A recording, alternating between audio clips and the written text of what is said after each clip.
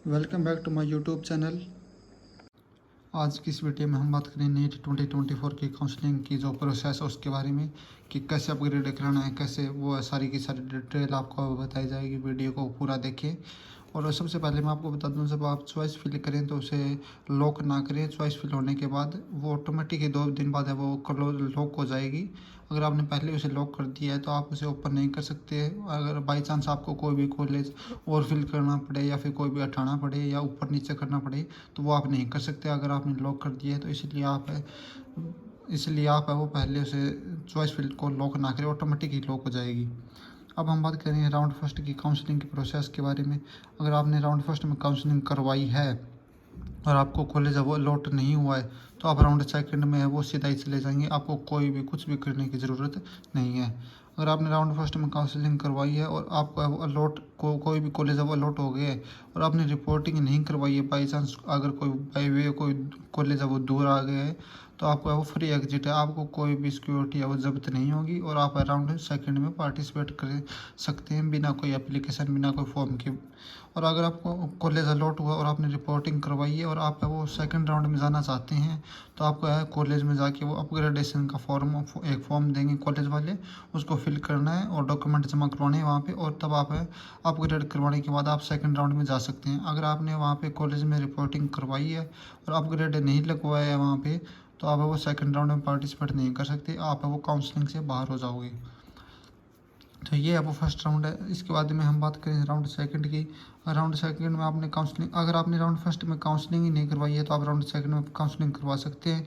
अगर round second में आपको कॉलेज अलॉट नहीं होता है तो आप राउंड थर्ड में चले जाएंगे बिना किसी दिक्कत के। तो आप राउंड सेकंड से राउंड थर्ड में चले जाएंगे, आपको कुछ भी नहीं करना। अगर आपको कॉलेज अलॉट हुआ है सेकंड राउंड में तो आपने रिपोर्टिंग नहीं करवाई है, अगर आपको कॉलेज अलॉट हुआ और आपने रिपोर्टिंग नहीं करवाई है तो थर्ड राउंड में जाने के लिए आपको न्यू रजिस्ट्रेशन करवाना पड़ेगा।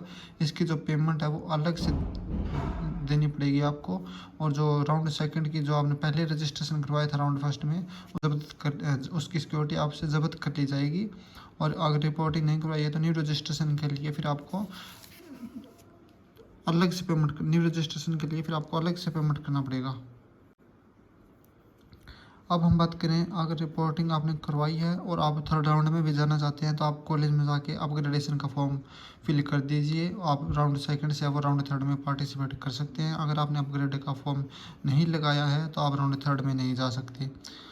ठीक है, इसके बाद हम बात करें राउंड थर्ड की। राउंड थर्ड में आपको कॉलेज अलॉट, अगर आपने राउंड सेकंड में भी काउंसलिंग नहीं करवाई है तो आप राउंड थर्ड में वो काउंसलिंग करवा सकते हैं, रजिस्ट्रेशन करवा सकते हैं। इसमें आपका कॉलेज अलॉट नहीं होता है तो राउंड फोर्थ में ऑटोमेटिक ही चले जाएंगे। अगर आपको कॉलेज अलॉट हो गया है, अगर आपको कॉलेज अलॉट हो गया है तो आपको रिपोर्टिंग करवानी वो ज़रूरी है। अगर आपने रिपोर्टिंग नहीं करवाई तो आपका वो काउंसलिंग से बाहर कर दिया जाएगा, आप फोर्थ राउंड में पार्टिसिपेट नहीं कर सकते फिर। अब हम बात करें फोर्थ राउंड की। और यहाँ पे एक बात और ध्यान रखना कि राउंड थर्ड से राउंड फोर्थ में अपग्रेडेशन का कोई भी ऑप्शन है वो अवेलेबल नहीं है। आपको थर्ड राउंड के अंदर जो भी कॉलेज मिल गया है वो आपको लेना पड़ेगा फिर। अगर एक बात और ध्यान रखें, अगर थर्ड राउंड में आपने रजिस्ट्रेशन नहीं करवाया तो आप फोर्थ राउंड में रजिस्ट्रेशन आप नहीं करवा सकते। थर्ड राउंड में आपको रजिस्ट्रेशन करवाना पड़ेगा। और फोर्थ राउंड की हम बात करें, अगर आपको कॉलेज अलॉट होता है और तो आपने रिपोर्टिंग करवानी ज़रूरी है। अगर आपने रिपोर्टिंग नहीं करवाई है तो आपको 1 ईयर एग्जिट फ्रॉम नीट, तो 1 साल तक आपका वो नीट नहीं दी जाएगी। और आपको यहाँ काउंसलिंग के प्रोसेस के बारे में कुछ भी जानना है या फिर कुछ भी कोई भी डाउट है, क्वेश्चन है तो आप कमेंट सेक्शन में कमेंट कीजिए, आपका रिप्लाई है वो दिया जाएगा तुरंत।